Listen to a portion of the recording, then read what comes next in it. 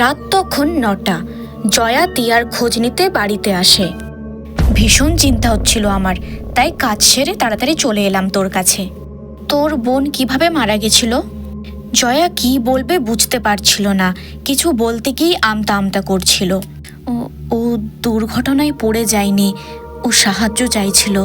মানে? সেই রাতে ঠিক 2টো বাজে বোন বারান্দাতেই পড়েছিল। ওর হার্টে একটা সমস্যা ছিল, এক এক সময় খুব কষ্ট পেত। হয়তো তখন ব্যথা উঠেছিল, দিয়েই পড়ে যায়।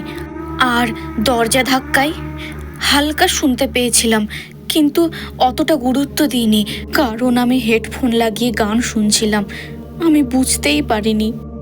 তারপর থেকে প্রতি রাত 2টোয় ফিরে আসে, কাউকে না কাউকে তাকাতে বাধ্য করে, যেন কেউ কে অবশেষে দেখে।